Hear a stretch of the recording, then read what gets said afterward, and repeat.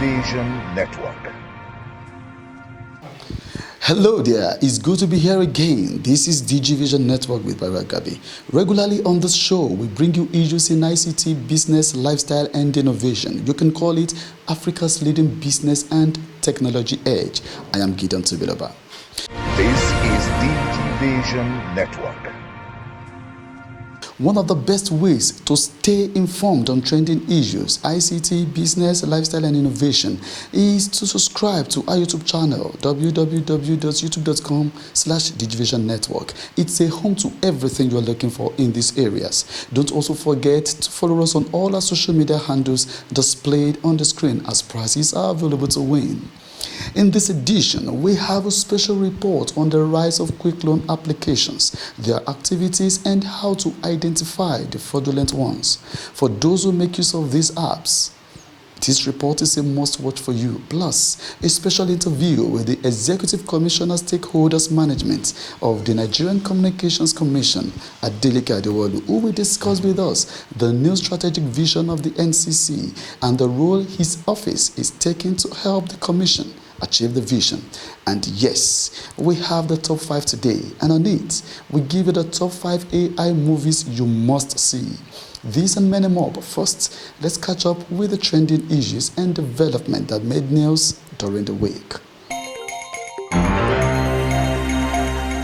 Awareness and digital solution firm Digivation Network partners the two biggest stakeholders interest groups in Nigerian telecom industry, Association of Telecoms Companies of Nigeria, ATCON, and Association of Licensed Telecom Operators of Nigeria, ALTON, to host an event to celebrate Nigeria's telecoms revolution at 20.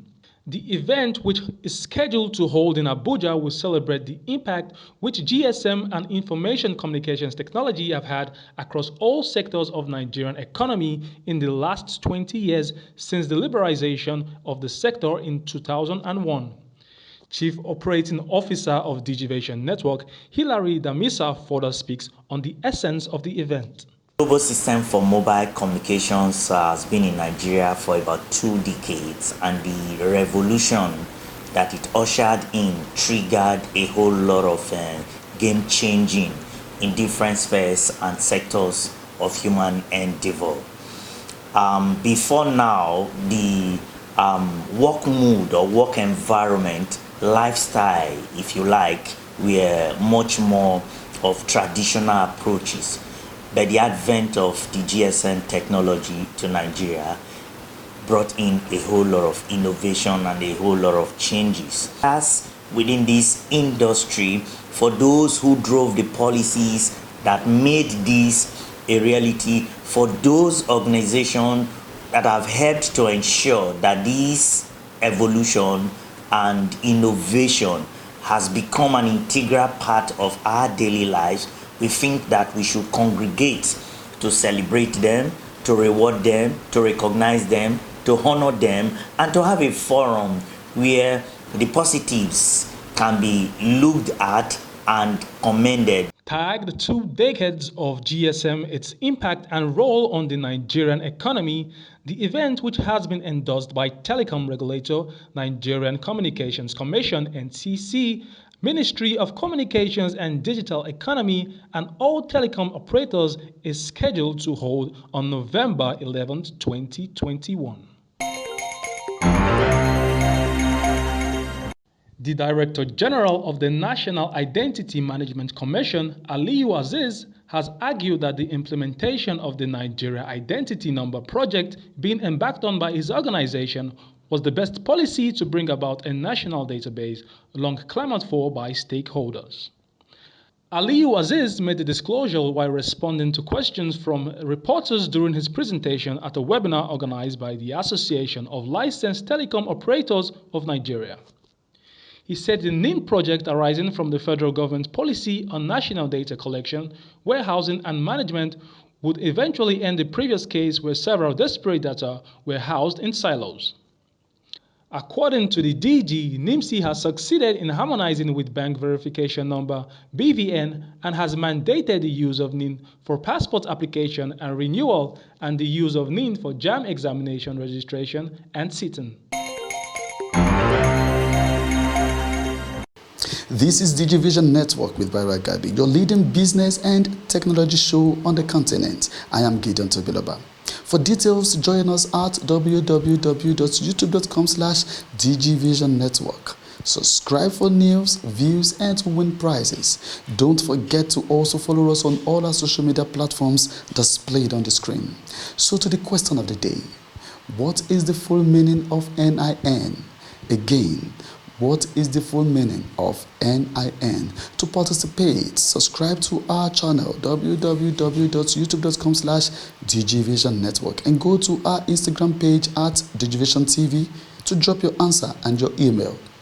The first 3 correct answers will be winners of a token and might get a studio appearance on the show as well.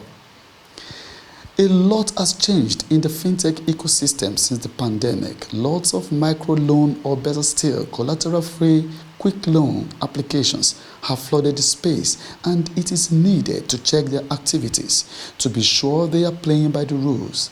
This report will surely tell you more. Sit tight and learn.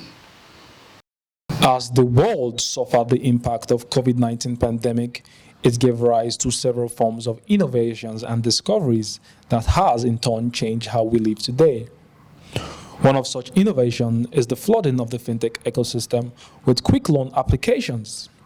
And the pandemic saw many Nigerians having either job losses or a pay cut in their different engagements. With the rise in economic strains, individuals turned to these platforms for bailout and survival funds. Unfortunately for some people, they got trapped in a web of fraudulent quick loans applications hosted on Google Play Store. These digital lending apps are platforms where you can access quick loans with no collateral except provision of a bank verification number, name, request to permit pictures and video recording, access to locations, contacts, media, and file on device. They also require that borrowers repay loans at astronomical interest rates to be paid within 7 to 15 days, as against the 91 to 365 days claim they display on Google Play Store before the app is downloaded. Upon investigation, it was found that this flouts the rule of Google Play Store as updated on August 2019. Observers are complaining of the unregulated activities of the mobile loan applications, and one of such is an expert in finance and founder of Quick Loan Arena, where activities of apps are checked. With this has also come along so many apps, so many platforms that are not regulated, so many of them that are not following the rules of the game. Because it is a digital technology, it uses digital apps and it does not require any physical company. It doesn't require, most of them are not regulated by the authorities.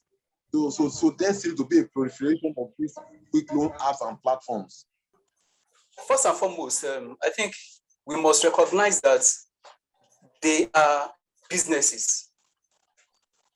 And they are businesses that have come on board because they have discovered that there's a gap. So there's a market for them.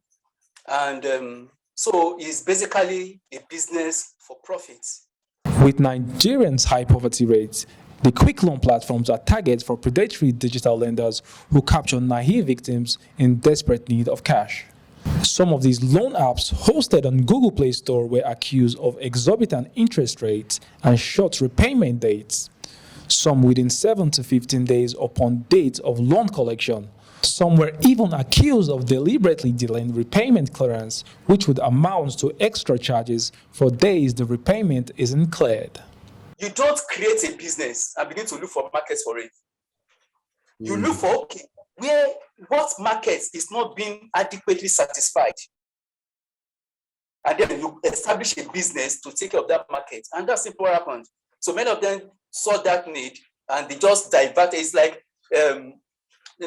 just diverted into that area. So, okay, let's create another company. All it takes is just build an app, which is very easy to do nowadays. And then let's create a company that will give unsecured, quick access, undocumented loans. What you have started to do is to do an objective review of all the different quick loan apps, quick loan platforms, and even quick loans that are offered by banks. We are doing a critical review of all of them. They are not cheating Nigerians. We want to be sure about their interest rates. We want to be sure about their repayment terms. We also want to be sure about their disclosures, because even most of those apps in Google requires a minimum disclosure of the type of loan products this platform offers. Investigation reveals some of the applications are registered and owned by foreigners, and according to experts, this is a clarion for the Central Bank of Nigeria and relevant authorities to take more measures in ensuring that this thriving ecosystem is regulated. CBN and regulatory authorities should come and review the rules. Yes, we know that the financial technology inclusion goal is very, very prominent, and then we want Nigerians to be on a lot of more Nigerians to be on banking, to be included in the banking sector, either formally or informally.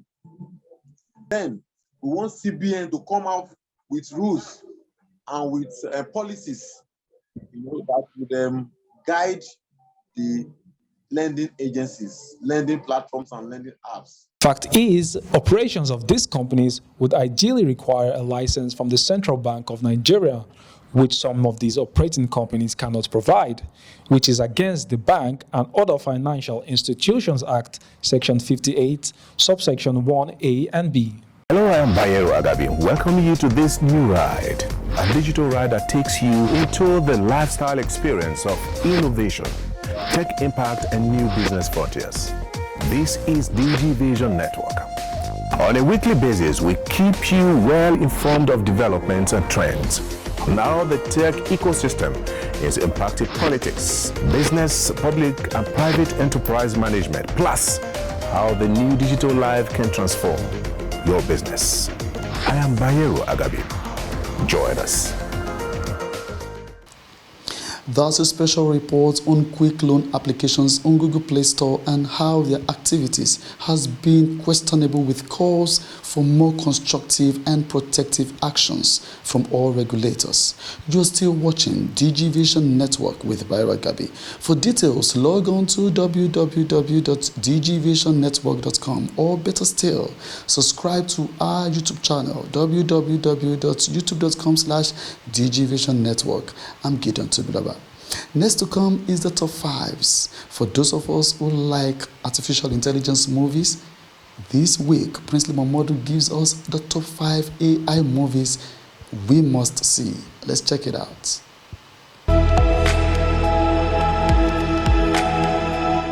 Hello everyone, I am Momodu Princely. Today's top 5 is going to be about arts meeting technology, as I bring to you the top 5 movies about artificial intelligence. Alright, let's get straight to it. At number 5 on the list of movies about artificial intelligence is a movie actually titled Artificial Intelligence, or AI for short. This futuristic tale, directed by Steven Spielberg, is about a highly advanced robotic boy who hopes to become a real boy so he can win back the affection of his human mother who abandoned him. His hope of becoming a real boy leads him on a journey to find his blue fairy who can make his dream come true. Now, this movie is somewhat a futuristic spin on the classic tale Pinocchio. It stars Haley Joel, Jude Law, and the late Robin Williams. Number 4 on the list is Her. Now, unlike most movies about artificial intelligence, which are actually action or adventure, this 2013 critically acclaimed movie is a sci-fi romantic drama. In the movie, a lonely writer named Theodore catches feelings for a fascinating virtual assistant named Samantha. This movie gives us a fresh perspective on the impact AI has on human relationship. The movie stars Academy Award winner Joaquin Phoenix, who plays Theodore, and Scarlett Johansson, who voices the virtual assistant. Number 3 on the list of AI movies is Ex Machina. Ex Machina is a sci-fi thriller and was released in 2014. Many consider this movie to be a milestone when it comes to the involvement of AI in mainstream movies. The movie revolves around a young programmer who is given an opportunity to be part of an experiment to evaluate the capabilities of a humanoid AI. What happens next carries the storyline forward and captivates viewers in the process. If you haven't seen this movie, trust me, you have to. The movie stars Alicia Vikander, Oscar Isaac, and Domhnall Gleeson. In at number 2 is Blade Runner. This 1982 cult classic takes place in a dystopian metropolis where bioengineered replicas of humans powered by AI lives amongst real humans, and the only distinction between them is that they only live for 4 years. The movie features Hollywood icon Harrison Ford as the main protagonist, and it is directed by Ridley Scott. And to our number 1 on our top 5 movies about artificial intelligence is The Terminator. The Terminator is one of the most popular movies when it comes to illustrating the negative side of the technology. The movie shows how AI suddenly turns evil and ends up destroying humanity. The movie emphasizes the importance to create artificial intelligence that is safe. In The Terminator, a human soldier is sent from the future to stop an indestructible killing machine who is also from the future from assassinating a young woman whose unborn son is key to humanity's future. Of course, we all know the movie stars Arnold Schwarzenegger and is directed by the legendary James Cameron. Those are the top 5 movies about artificial intelligence. Hope you enjoyed it. If there's any movie you felt should have been on this list, you can head to our YouTube channel www.youtube.com/Digivation Network and drop your comments. That was all for this week's top 5, and in the world of the famous Terminator, I will be back. This is AIT Infotech Network, reaching you from Freetown in Sierra Leone, Accra, the Ghanaian capital. Addis Ababa in Ethiopia, Johannesburg in South Africa. we are in Cairo in Egypt, Tunis, the Tunisian capital. Cape Town in South Africa, Reaching you from Dubai. Hanover in Germany. live from Chicago, Las Vegas in the United States of America, Kuala Lumpur in Malaysia, we are in Beijing, China, in London, England. I am Bayero Agabi. Join us. Today on Guest of the Week, we have live on the show the Executive Commissioner, Stakeholders Management of the NCC, Adeleke Adewolu, who will discuss with us the new strategic vision of the NCC and the role his office is taking to help the Commission achieve the vision. Welcome to the show, Adeleke Adewolu. Thank you. The Commission has recently come up with a new strategic vision plan. How is your portfolio helping the EVC and the Commission as a whole in the implementation and achievement of this new strategic vision? Thank you, Hilary. Now, my office as the Executive Commissioner for Stakeholder Management had a very central role to implementation, particularly of the strategic vision plan. When we launched the strategic vision plan this time around, having taken some of the lessons learned from the previous strategic vision plan, which was 2016 to 2020, there are 2 things which we've added this time around to ensure speedy and requisite implementation of the plan. One of them is that this plan comes with ready-made key performance indicators. Another is that this plan had a clearly set out implementation plan, which has broken the plan down into various actions, various initiatives, and has tagged responsibility for delivering on those initiatives in various departments of the Commission. As the Executive Commissioner for Stakeholder Management, remember I said earlier that my office is very central to the implementation of the strategic vision plan. And why is this? Under the various 5 pillars of the plan, there are various operational initiatives. Now, a number of those initiatives, whether it goes from ensuring that we are exhibiting regulatory excellence, to ensuring that we have requisite infrastructure in place, to ensure that we have effective stakeholder collaboration. A lot of these things are hinged in departments which this office oversees directly on a day-to-day basis. So, for instance, now that we have the strategic vision plan, the first thing to do, as we've started, is to launch it and then communicate it. When you communicate it so that those who have various roles to play in delivering the plan or who have a role to play as a stakeholder in the telecoms industry, or whose livelihood or way of living will be impacted by the plan. All are aware of this vision plan and their roles or how it will impact on them. Stakeholder satisfaction is very paramount to the Commission, and the interest of the consumer is very key to the Commission as well. What are those things you've mapped out to ensure the robust engagement of stakeholders to their satisfaction in the delivery of this plan? Okay, thank you, Hilary. Now, the Office of the Executive Commissioner for Stakeholder Management, as you know, as I said earlier, has responsibility for day-to-day supervision of 6 departments within the Commission. The first one is the Corporate Planning, Strategy and Risk Management Department. They, as you know, are kind of like the performance monitors of the Commission.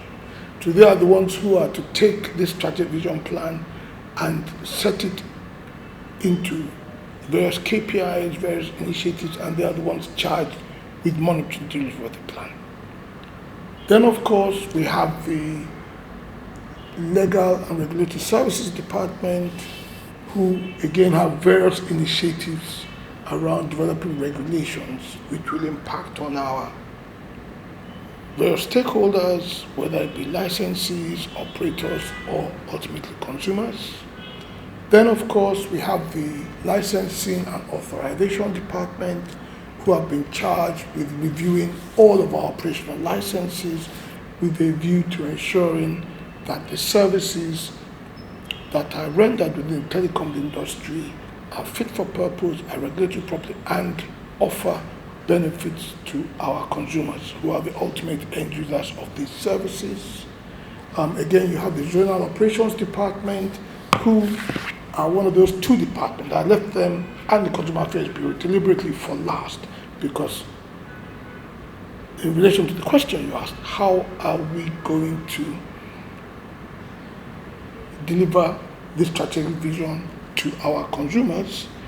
The General Operations Department and the Consumer Affairs Bureau are those frontline departments charged with our what we call PI mandate, which is protection, information, and education of consumers of telecommunication services. Hold the operators or other licensees, to task as to why they have not resolved the complaints on behalf of these consumers within requisite time scale. Based on the ITU Universal Asset Declaration, how does this strategic vision plan put into consideration areas that are unserved and underserved, and for you to ensure none of those stakeholders are left out of this master plan? Our founding fathers, in their wisdom, ensured that in our enabling legislation, the Nigerian Communications Act 2003, that something called the Universal Service Provision Fund was created. That fund is meant to be used principally for achieving universal access and connectivity. And I know that under the last strategic vision plan, we had objectives there to ensure that we reduce the number of what we call unserved and underserved areas. And I believe we reduced drastically down to about 114. So currently we have about 114 communities. So initiatives are set out in the strategic vision plan, a lot of it under the Universal Service Provision Fund, to fund connectivity in those areas. We are also working, as I said, under the National Broadband Plan to ensure that fiber optic cables are extended into all 774 local governments of this country, and that there's a point of presence in at least one place in each of these 774 local governments. Then further, we have recently introduced regulatory framework which encourages active infrastructure sharing between our telecom operators, as well as introduced national roaming. This initiative means that where, for instance, at the moment, you have a community where there is no network provider, with this new initiative, instead of all network providers having to find and fund investment into those areas, if at least one of them goes there, with the active infrastructure sharing and national roaming regulations that we've brought in, it means once one provider is there, any subscribers who have access to that one network can roam on that network, even though their own network does not have access. I believe that all of these three initiatives will help in reducing the digital divide and reducing again the number of unserved and underserved areas we have in the country. I must thank you very much for your time. That was Adeleke Adewale, the Executive Commissioner, Stakeholders Management, Nigerian Communications Commission, telling us about the new strategic vision plan of the NCC and what his office is doing to help achieve the strategic plan. And that's the show for the week. For details, please join us at www.digivationnetwork.com, or better still, subscribe at our YouTube channel, www.youtube.com/Digivation On behalf of the regular anchor, Bara Gabi, thank you for watching. I am Gideon Tobiloba. Join us again next week. Bye for now.